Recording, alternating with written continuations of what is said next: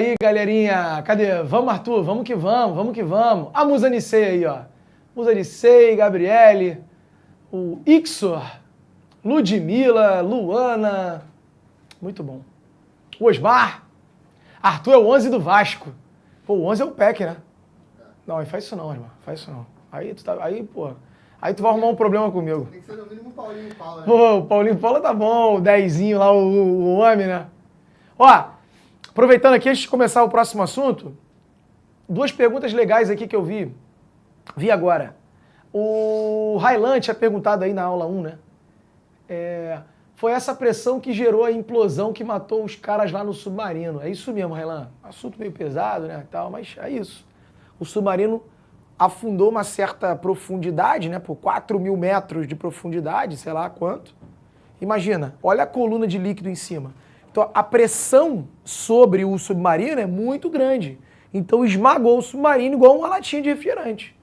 Porque a pressão de fora é muito grande e a estrutura do submarino não suportou. Perfeito? E o Caleb também perguntou sobre aquela...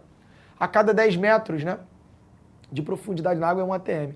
É isso. Se você fizer aquele cálculo lá do Steven, a cada 10 metros de profundidade na água, adotando a densidade da água, né, como 1000, a cada 10 metros de profundidade é mais 1 atm de pressão. Mais 10 metros de profundidade, mais 1 atm. Mas aí, Caleb, você tem que adotar que a densidade da água é 1000. Tá? Ele fala, se fosse água do mar, aí depende da questão. Se ele vai aproximar para a densidade sendo 1000, show. Mas se ele disser que a densidade é outra, 1200, como algumas questões colocam, aí não é 1 atm, aí é 1,2. Entendeu? Então essa regrinha do 10 metros 1 atm é para densidade 1000. Beleza, Caleb? Bom, galera, hoje vamos falar sobre ótica. Né? Vamos começar a estudar a ótica.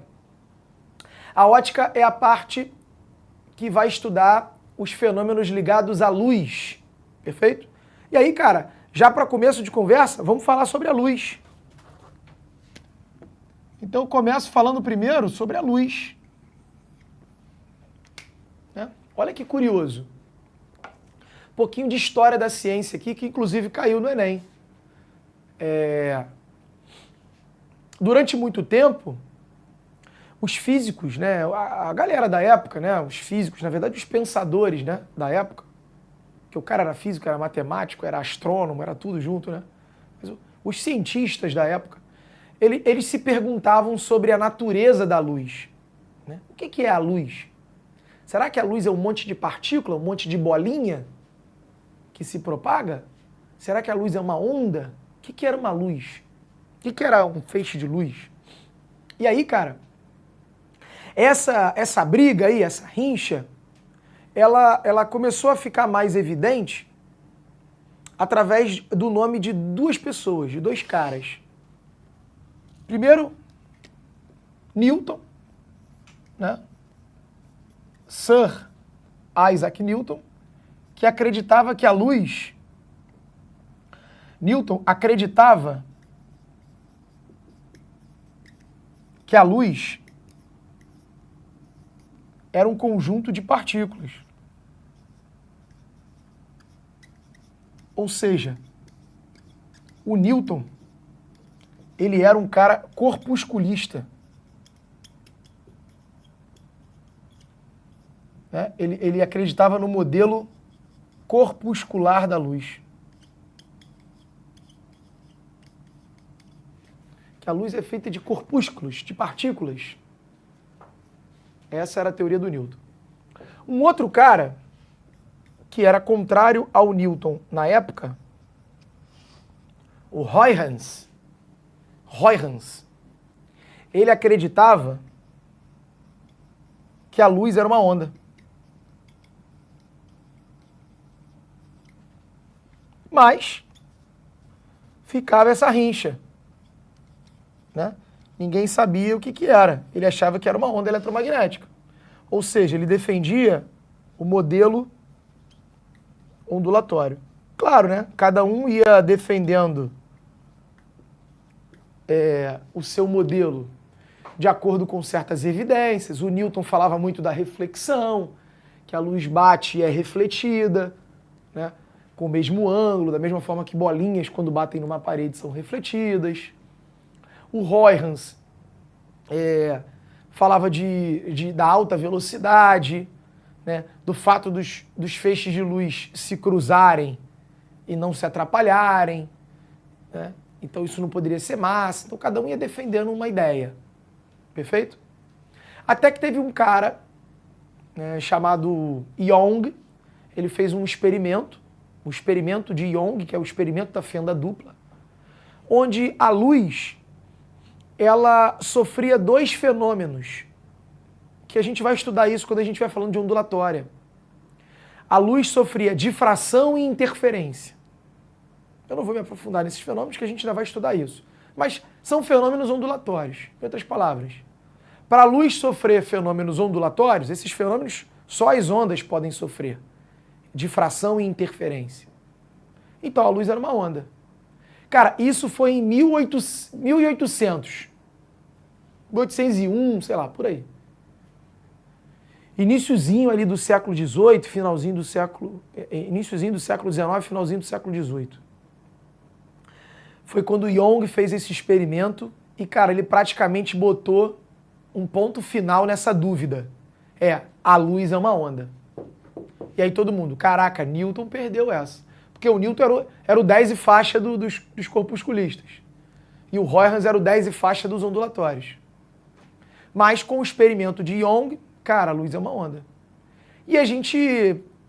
Bom, beleza, resolvemos esse problema. A gente achava que esse problema já estava resolvido, né? E aí o que aconteceu? 100 anos depois, 1905, quem? Papai. Albert Einstein, no miraculoso ano, né, de 1905, miraculoso ano de Einstein, que ele publica vários artigos importantes, ele publicou um artigo que é o efeito fotoelétrico, que inclusive foi o artigo que deu o prêmio Nobel a ele. Ele não ganhou o prêmio Nobel pela relatividade, uma das maiores injustiças da ciência. Ele ganhou o prêmio pelo efeito fotoelétrico, mas nesse efeito ele mostrava que a luz podia arrancar elétrons de uma placa de metal, sabe? Dava energia, arrancava elétrons, como se a luz fosse um monte de corpúsculo de energia, como se a luz fosse um monte de partícula. E aí, cara, 100 anos depois que a gente achava que já tinha concluído que a luz era uma onda, o Einstein mostrou pra gente que a luz também se comporta como uma partícula. Então hoje a gente sabe que, na verdade, né, a luz, ela tem um comportamento dual. A gente chama isso de dualidade onda-partícula. Ela é tanto uma onda quanto uma partícula. Ela pode se comportar como uma onda ou como uma partícula. Essa daqui é a natureza da luz. Perfeito? E olha que curioso, isso aqui que eu estou te falando não é só de bobeira, não. Deixa lá no quadro, diretor, por favor. Eu estou falando porque isso já caiu no Enem, cara. É a questão 5 aí desse material. Olha ali, ó. Coloca ali na tela para mim, diretor, por favor. Olha lá. Quando se considera a extrema velocidade com que a luz se espalha por todos os lados e que quando vem de diferentes lugares, mesmo totalmente opostos, os raios luminosos se atravessam uns aos outros sem se atrapalharem, compreende-se que quando vemos um objeto luminoso, isso não poderia ocorrer pelo transporte de uma matéria que venha do objeto até nós. Isso não poderia ocorrer pelo transporte de matéria, de massa, que vem até nós, como uma flecha ou uma bala, pois certamente isso repugna bastante a essas duas propriedades da luz, principalmente a última. E aí uma dica importante, ó, quando você tem um trecho de alguma coisa, de algum texto, né, um fragmento, no Enem, dica importante, olha a fonte aqui. A fonte aqui matava você, ó. Porque, ó, artigo de Huygens, Christian Huygens, o Tratado sobre a Luz. Huygens era um cara que defendia o modelo ondulatório. Ele era contra o modelo corpusculista. Não é isso? Onde ele está falando aqui no texto. O próprio texto já fala isso. Ele está repugnando, né, o fato da luz ser feita por um transporte de matéria. Não pode ser. Ele está aqui falando que não pode. Claro, é o Huygens, que defendia o modelo ondulatório. Muito bem. Questão do Enem essa questão, hein? Aí volta lá. Aí, ó. O texto contesta, o texto está contestando, ele está contrário, ele não é a favor. Esse texto, ele é contrário, ele contesta que concepção acerca do comportamento da luz. Pô, o texto está claramente falando que a luz não pode ser matéria, não pode ser massa, não pode ser partícula. É isso? Então ele está contestando o quê? Ele está contestando o modelo ondulatório?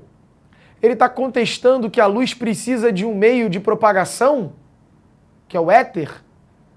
Ele está contestando quem? O modelo corpuscular, porque ele está falando no texto que não pode ser matéria. Então ele está contestando o modelo corpuscular defendido por Newton, que descreve a luz como um feixe de partículas de gabarito, letra C. Olha lá, galera marcando a C ali. Perfeito. Show de bola? Então caiu essa questão no Enem, uma questão de falando um pouco da história, né? História da ciência, história da luz. Maravilha. Então é isso. Aí, vamos lá. Na sequência, a gente, claro, além de estudar a luz, a gente também avançou muito no conhecimento do nosso olho, né? De como que a gente consegue enxergar os objetos. Durante um tempo, algumas pessoas acreditavam que saía um raio de luz do nosso olho, tipo o super-homem, né? E com o tempo a gente foi entendendo.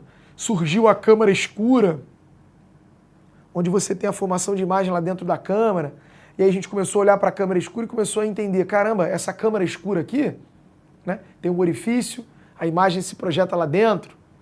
Pô, essa câmara escura aqui parece muito com o olho. Pode ser que o olho se comporte dessa forma. Então a gente começou a entender isso, né? E hoje a gente sabe que para você enxergar alguma coisa, você tem que ter uma fonte primária. O que é uma fonte primária? É quem produz a luz. Aí você tem uma fonte secundária, que é o objeto, né? E aí, para você ver esse objeto, a luz tem que bater nesse objeto e esse objeto vai refletir a luz. Vai refletir a luz até o observador. Aí o observador vai enxergar esse objeto. Perfeito? Então esse cara aqui é o observador. E esse cara aqui é o que a gente chama de fonte secundária, que é quem não produz a luz, mas quem reflete. Bom, se essa luz mandar todo o espectro visível, que é a luz vermelha, alaranjado, amarelo, verde, azul, anil e violeta, né? Se ele mandar todo o espectro visível, a soma de todas essas cores aqui é o branco. Certo? Vide isso, a capa do CD do Pink Floyd, que é um clássico, The Dark Side of the Moon, né? Que vem aqui, ó, um feixe de luz branca, e aí o que acontece? Ele provoca o que a gente chama de dispersão. E aí você vê todo o espectro visível aqui, né? Foi o Newton que fez isso aí pela primeira vez. Ele vedou o quarto dele, deixou um fragmento de luz entrar no quarto, ele botou um prisma e viu que a luz branca era composta por todas essas cores. Então, olha lá, quando você está olhando um objeto branco, para ser branco, o que está chegando no teu olho? Todas as cores. Então, um objeto branco, ele vai refletir todas as cores.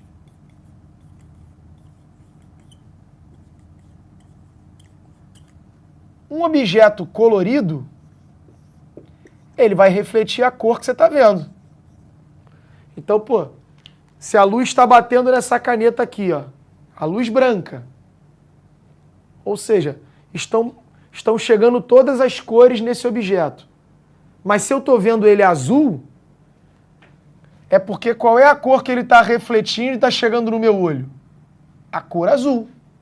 Então ele está absorvendo tudo, mas ele reflete o azul. Como chega azul no meu olho, eu vejo azul.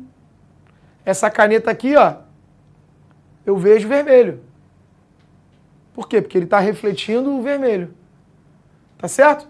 E dependendo das cores que ele reflete, isso vai estimular lá na minha retina os cones de luz e através desses estímulos o meu cérebro interpreta isso e eu vejo, né, a cor.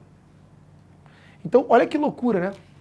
A cor não é do objeto. Essa caneta aqui, ela não é azul, de fato. Isso é uma viagem. Isso aqui já começa a vir um papo mais... Mas, ó, essa caneta não é azul, porque ela não emite luz. Ela só reflete. Na verdade, isso aqui não tem cor. É que quando ela está iluminada por uma luz branca, por algum motivo ela reflete o azul. E aí, como ela reflete o azul, chega azul no meu olho, eu vejo azul. Ela está refletindo uma certa radiação, que vai depender do que é feito e tudo mais, de como esses átomos que recebem retransmitem.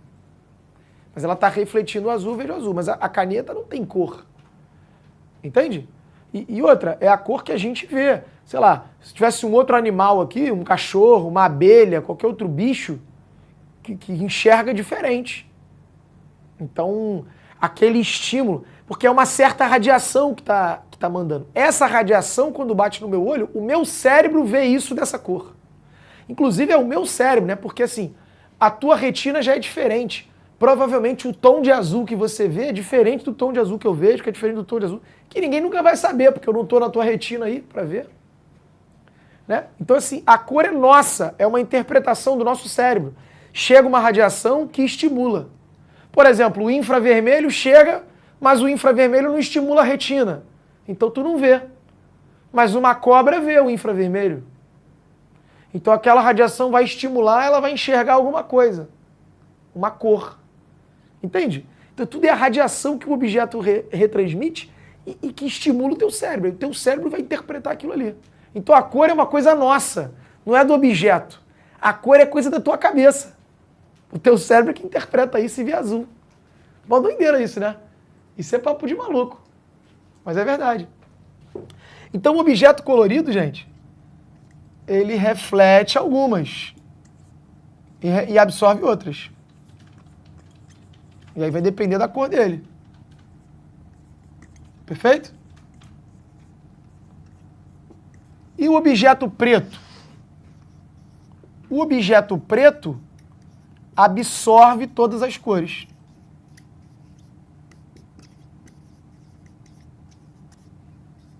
Na verdade, pô, existe uma cor aí que os caras criaram. Não sei se você já ouviu falar nessa, editor. Vanta Black.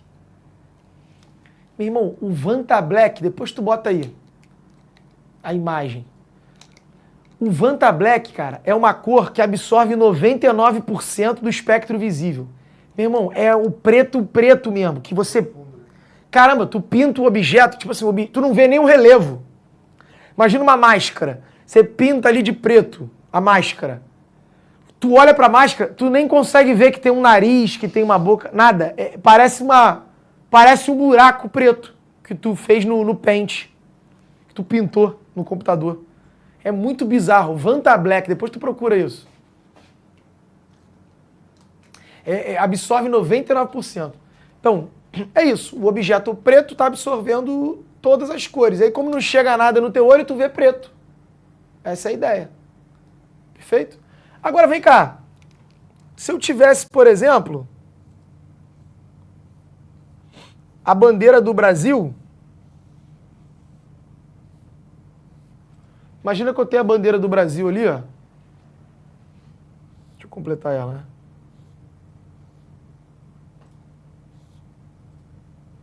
A bandeira do Brasil, cheguei num quarto aí, coloquei ela num quarto escuro e joguei luz azul nela. Só a luz azul. Na bandeira do Brasil. Então não tem nenhum outro feixe de luz lá dentro. Tá tudo escuro. Se tá tudo escuro, tu não vai ver nada, inicialmente. É isso?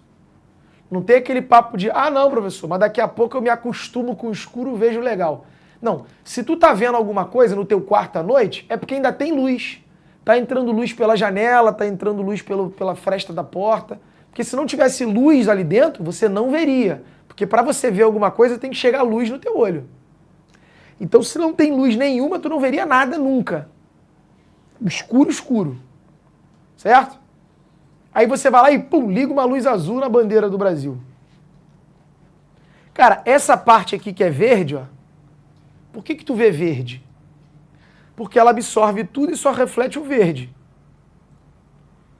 Então, se tu tá mandando azul, o que ela faz com o azul? Ela absorve. Ela absorve esse, absorve esse, absorve esse, absorve esse, absorve... Ela só reflete o verde. Então, a parte verde você só veria se você estivesse mandando verde, que é a parte que ela reflete. Como você está mandando o azul, ela absorve azul e não está refletindo nada. Então essa parte que, quando está sob luz branca, é verde, você vai ver preto. Você não vai ver.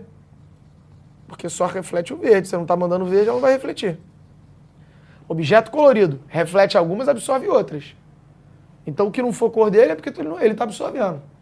Se você jogar luz azul na parte amarela, cara, o amarelo só é amarelo por quê? Porque reflete o amarelo. O restante ele absorve. Então tu tá mandando azul, ele vai absorver, não vai refletir o azul. Então tu vai ver preto também. A bola azul, aí sim. A bola azul reflete o azul. Você tá mandando o azul, ela vai refletir o azul, tu vai ver azul. Então a bola azul vai ver azul. E a faixa branca? A faixa branca, se ela é branca, ela reflete tudo.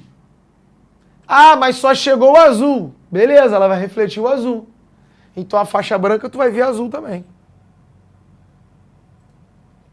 Então na verdade tu veria uma bola azul. Não sei se tu já viu isso, cara. Eu tava até comentando com o diretor aqui, né? Eu vi isso no TikTok. Uma menina que faz uma maquiagem, aí ela bota, tipo, faz a sobrancelha vermelha, grossa.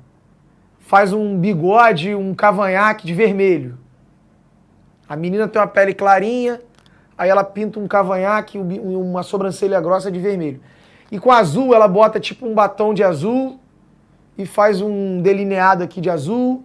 Ou seja, ela faz tipo uma maquiagem feminina com a azul e pinta uma maquiagem mais masculina com a vermelha. Aí é um clipe que canta um cara e uma mulher. Aí ela liga o LED vermelho e aí, pô, o rosto dela que é clarinho, né?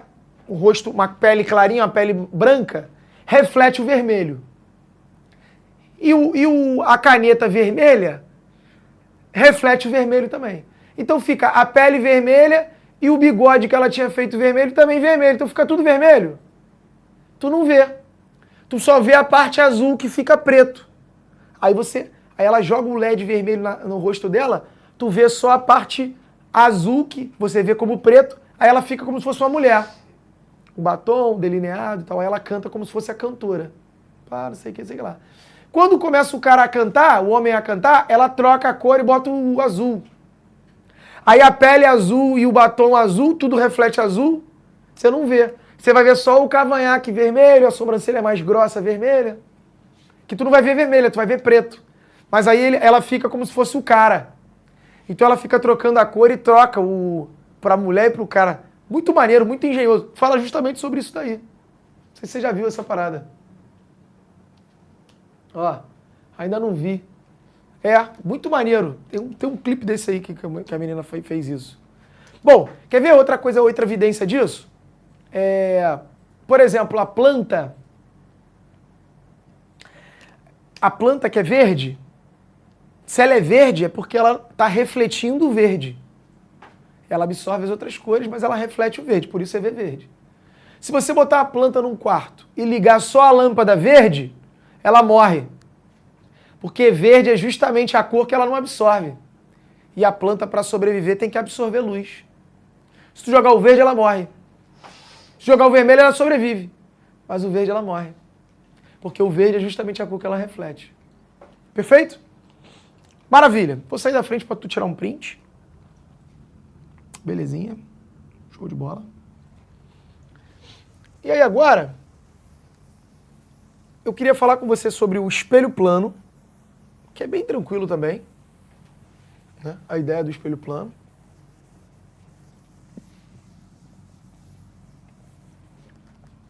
E depois falar um pouquinho sobre alguns fenômenos. Vamos lá.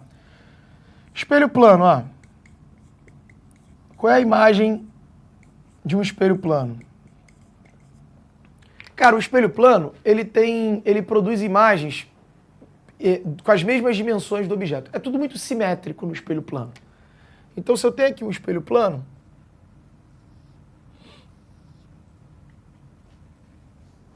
eu coloco um objeto na frente do espelho, aqui uma pessoa, a imagem dessa pessoa vai estar na mesma distância do objeto. Ou seja, objeto e imagem são equidistantes do espelho. Vai estar na mesma distância em relação ao espelho que o objeto está. Só que no campo virtual, né? Atrás do espelho. Então, se tem um espelho aqui, eu estou aqui, a minha imagem está ali. Se eu me aproximo, a imagem se aproxima. Se eu me afasto, ela se afasta. E a mesma distância que eu estou do espelho, a imagem vai estar. O mesmo tamanho do objeto é o tamanho da imagem. Então, objeto e imagem,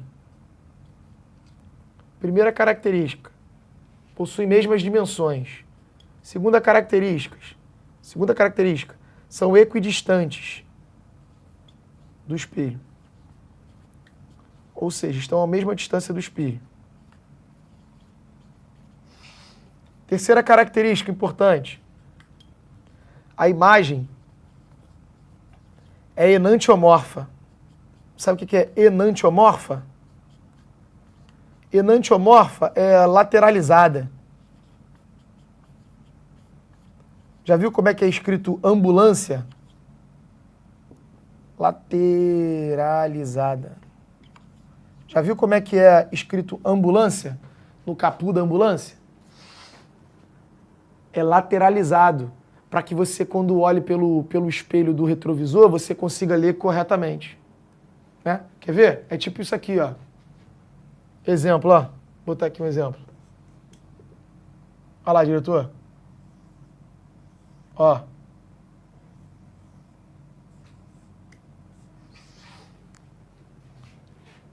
Certo? Se você pegar aí em casa aí, pega aí agora um espelho, ou a tela do celular mesmo. Ó, tela do celular, e olha através da tela do celular, você vai ver correto, né? Porque eu escrevi lateralizado. Então isso é uma imagem enantiomorfa, tá? E num espelho, quando você joga num espelho plano... Isso aqui, né, Arthur? Cadê? Cara, o que tu fez aí? Vai de novo. É isso aí, olha aí. Que isso, irmão, que maneiro, hein? Não sabia dessa não. Ah lá, e ficou tudo lateralizado, só o Vasco ficou certo, né? É, garoto. É isso aí, ó. Perfeito, perfeito, diretor. Muito bom. Ó, num espelho plano, aí, tecnologia brinca, né? Olha lá, num espelho plano, se você jogar luz nessa superfície, essa luz ela é refletida formando o mesmo ângulo ó, com a vertical. Ou seja, o ângulo de incidência é igual ao ângulo de reflexão.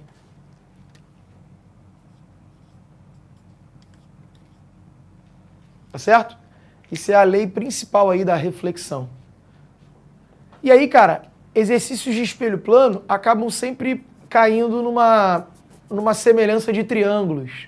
Acho muito difícil disso cair no Enem. Porque isso cai numa matemática mais rebuscada. Então, assim, se cair, de repente vai cair numa prova de matemática isso. Né? Sabe que no espelho plano é tudo simétrico. Os objetos, o objeto e a imagem têm o mesmo tamanho, são equidistantes, né? A imagem enantiomorfa, o raio que incide reflete com o mesmo ângulo, então é tudo muito simétrico. E, cara, eu não lembro da última vez, acho que eu não lembro se caiu isso já no Enem, uma questão de espelho plano, tá? Difícil de cair. Se cair, de repente, uma questão de matemática. Mas é importante a gente ver, a gente saber que tem isso aí. Perfeito? A parte de ótica, essa introdução à ótica aí, no Enem, está muito ligada a essa questão das cores mesmo que a gente estava falando, né? E outra coisa que pode aparecer é, por exemplo, a parte de eclipses.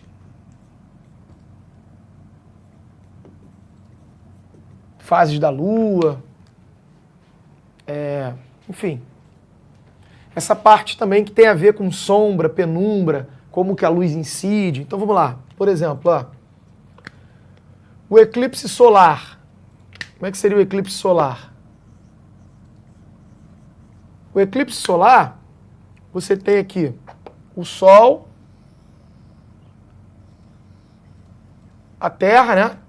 E a Lua. A Lua, ela vai ficar entre o Sol e a Terra. Então vai ter uma região da Terra em que a Lua vai conseguir tampar o Sol todo. Você não vai conseguir ver o Sol, né, se você estiver naquela região da Terra. Se você estiver um pouquinho para o lado, na Terra, aí você consegue ver uma parte do Sol. Né? Se você estiver mais para o lado, você vê o Sol inteiro. Então, por isso que quando acontece o eclipse, tem lugares que o eclipse é total, tem lugares que o eclipse é parcial, tem lugares que não tem eclipse, certo? Inclusive, o planeta Terra é o único planeta no sistema solar que tem o eclipse solar. A gente está a uma certa distância do Sol e a Lua, né? As distâncias são perfeitas para que a Lua, mesmo sendo muito menor, consiga tampar o Sol. Em nenhum outro planeta a gente tem o eclipse solar, só na Terra.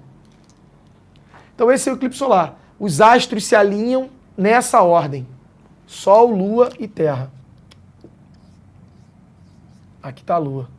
Né? Aqui é o Sol. E aqui é a Terra. No eclipse lunar, aí eles se alinham também, mas aí a ordem é diferente. É a Terra que fica entre o Sol e a Lua. Então a Lua está aqui. E a Terra vai ficar fazendo sombra na Lua. E aí o que acontece? Se a Terra fica fazendo sombra na Lua, lembra, a Lua é um objeto secundário. Ela não emite luz, ela só reflete. Então se não chegar luz na Lua, tu não vê. Então a Lua não é iluminada, tu não vê a Lua. É o eclipse. A Terra tampa a Lua, né? Não deixa o Sol iluminar ela. Isso é o eclipse lunar. Agora um detalhe importante, ó, que inclusive é uma questão que eu quero fazer contigo. Olha lá. Deixa lá no quadro, diretor, por favor. Olha lá, pode botar na tela. Quero fazer essa questão 3, ó. Olha essa questão 3 aqui, que legal. Questão do Enem também, ó. Olha só. A figura mostra de forma esquemática uma representação comum em diversos livros e textos sobre eclipses. Apenas analisando essa figura, o estudante pode concluir que os eclipses podem ocorrer 2 vezes a cada volta completa da Lua em torno da Terra. Apesar de a figura levar essa percepção, algumas informações adicionais são necessárias para se concluir que nem o eclipse solar e nem o lunar ocorrem com tal periodicidade. Ó, a Lua, ela dá uma volta completa na Terra em 28 dias. São 4 semanas. Cada semana é uma fase da Lua. Lua cheia, Lua nova, quarto crescente, quarto minguante. Certo? Então em 28 dias ela dá uma volta completa. Aí eu te pergunto, olha aqui. Ué, quando a Lua estiver aqui, ó, olha lá, Sol, Lua e Terra. Eclipse solar. 14 dias depois, ela dá meia volta. Aí ficaria Sol, Terra e Lua, eclipse lunar. 14 dias depois, solar. 14 dias depois, lunar. Foi isso que ele falou. Pô, quando tu olha essa figura aqui nos livros, tu se pergunta, pô, por que não tem eclipse de 14 em 14 dias? Era pra ter eclipse toda hora, então, pô.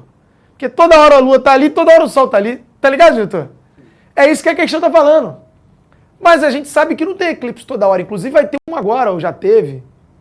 Acho que vai ter. Vai ter um em outubro, né? Vai ter um em outubro, é. Isso mesmo, em outubro. Vai ser o solar.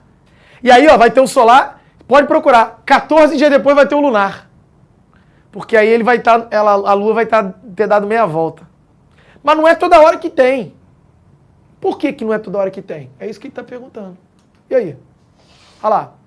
A periodicidade dos eclipses ser diferente da possível percepção do estudante ocorre em razão de quê? Por que não tem eclipse toda hora? Sabe o que acontece? Sabe o que é, diretor? É que o Sol, a Terra e a Lua, eles não giram assim, ó, bonitinho, todo mundo no mesmo plano. A Lua girando em torno da Terra e a Terra girando em torno do Sol, todo mundo no mesmo plano. Porque se fosse todo mundo no mesmo plano, bonitinho, aí teria eclipse toda hora. O que acontece é que a Lua gira num plano, né? A órbita dela está num plano, a Terra está em outro. Então, quando a Lua está passando e a Terra está passando, se a Lua passa primeiro, depois passa a Terra, não é mais eclipse. Só vai ter eclipse se a Lua, que está orbitando nesse plano, passar por aquele cruzamento das órbitas no mesmo momento que a Terra está passando. Aí se alinhou. Aí quando se alinhou, pum, aí deu eclipse. Mas as órbitas são assim, ó. Se as órbitas fossem assim, já estaria sempre alinhado. Era só, né? Era de 14 em 14 dias teria. Mas como o plano das órbitas não é o mesmo, você não tem eclipse toda hora. É só nos cruzamentos das órbitas e só quando os dois astros passarem por lá ao mesmo tempo. Por isso que, ó, o gabarito é letra B. Tá todo mundo marcando B. Perfeito. É isso mesmo. O plano das órbitas não é o mesmo. São planos diferentes. Bonito isso, né? Toda hora que você se liga nisso, não. Essa discussão é importante, né? Show? Aqui, ó. Além disso, para acabar, fases da Lua. Você sabia que a Lua, então, ela gira, ela dá uma volta completa, né? Ao redor da Terra, em 28 dias. Você sabia também que a Lua gira em torno de si mesma? A Lua tem um movimento de translação e um movimento de rotação, diretor. E o movimento de rotação também é 28 dias. Ao mesmo tempo que ela dá uma volta em torno da Terra, ela dá uma volta em torno de si mesma. Só que aí vem a maluquice, ó. Outra coisa para tu parar para pensar. Apenas uma única face da Lua fica voltada para a Terra o tempo todo. Que é daí o CD do Pink Floyd que a gente comentou hoje, né? O nome do CD é The Dark Side of the Moon. Tem até o filme do Transformers, O Lado Oculto da Lua, que lá do outro lado estão os Decepticons. Né? No filme do Transformers, os Decepticons estão lá. Por quê? Tem uma face da Lua que nunca fica voltada pra gente. Mas, pô, se a Lua gira em torno de si mesma e gira em torno da Terra, como é que isso é possível? Como é que é o esquema aí para que nunca a outra face fique voltada pra gente? Tá sempre a mesma face. Ah lá, de novo. Lembra que esse desenho aqui tá em 2D, mas é aquilo que eu te falei, né? Eles não estão sempre alinhados. A Lua pode estar mais na frente, a Terra mais atrás. Esses planos não são coplanares, né? Essas órbitas. Ó, quando a Lua está aqui, a Lua está de frente. Então, a Terra tá aqui e a Lua está aqui. E o Sol. Terra e Lua. Aí a face da Lua está toda iluminada.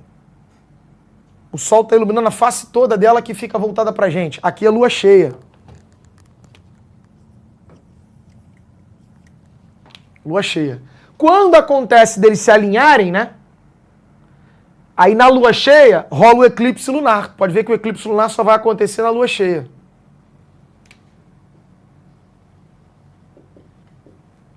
Aqui, ó, do lado de cá, o Sol está iluminando as costas da Lua. A face que não está voltada para a Terra. Então a Terra está ali, a Lua está aqui e o Sol está lá atrás. Aí, aqui da Terra, a gente não vê a Lua. Ou então a gente vê só uns fachos de luz em volta. É a Lua nova. Quando essas órbitas se alinham, numa Lua nova em que se alinha, rola o eclipse solar. O eclipse solar só acontece nas luas novas. Nessa fase. Aí, ó, aqui é o seguinte, ó. Até a Lua está girando assim. Esse cara aqui é o quarto crescente. Por que quarto crescente? Porque com o passar dos dias ele vai chegar na cheia. E por que um quarto? Olha aqui para você entender por que é um quarto. Porque você já vê só metade da Lua, só tem metade da Lua voltada para você. Dessa metade, só o quarto de cá que está sendo iluminado, porque o Sol está do lado de cá. O lado de lá não está sendo iluminado, então o lado de lá fica escuro. Então você vê só um gomo da Lua. Se cortasse a Lua em 4, né? Metade de trás tu já não vê, tu só veria metade da frente. E da metade da frente só metade é iluminada. Então tu vê um quarto da Lua. A mesma coisa em cima. Fica uma face voltada para você, mas só esse lado de cá está sendo iluminado, o lado de lá não. Então aqui também tu só vê um quarto. Só que esse aqui é o quarto minguante. Por que o quarto minguante? Porque com o passar dos dias, esse um quarto vai diminuindo até chegar na Lua nova. Já vou te adiantando aqui que não tem nada a ver esse negócio, pelo menos a ciência, tá? Não comprova nada com esse negócio de cortar o cabelo no quarto minguante, teu cabelo vai minguar. Não tem? Tem uma menina que faz isso. Aí marca no quarto crescente, pro cabelo crescer. Se tu cortar o cabelo na lua cheia, vai ficar o cabelo cheio. Isso é tudo maluquice. Isso não existe não, tá? Isso aí é tudo lenda urbana. Lenda urbana. Mas tudo bem. Agora vamos lá. Ainda não te expliquei, né? Por que somente uma face fica voltada? Porque o período de translação da Lua é igual ao período de rotação. E vale 28 dias. Aí, diretor, ó, se liga. Imagina que aqui tá a Terra, ó.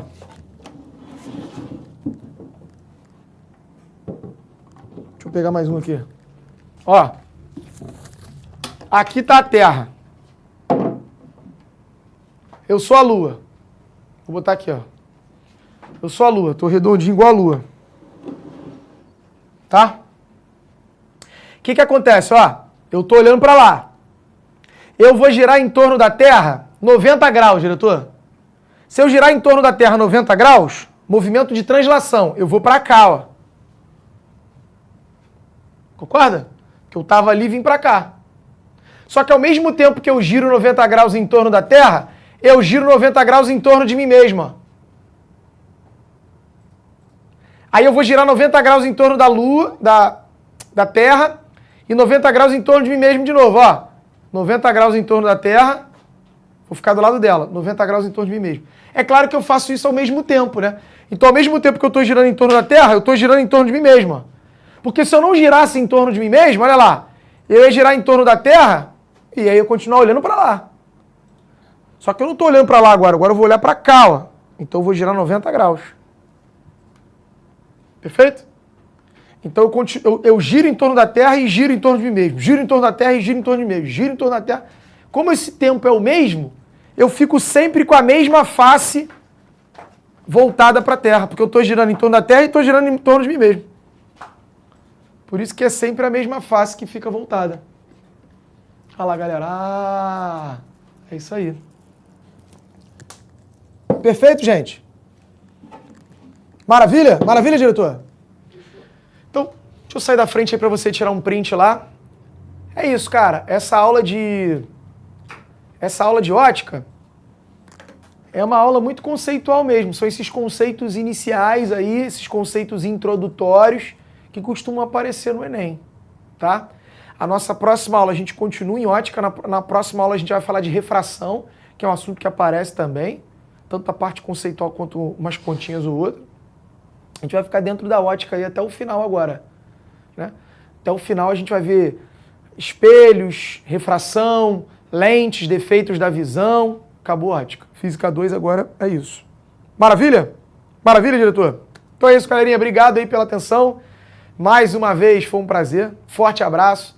Boa semana, bom final de semana. E até o próximo episódio. Valeu. Assista nossas aulas a hora que você quiser. Vem com o Pro, o cursinho online que mais aprova no Enem. Assine em proenem.com.br.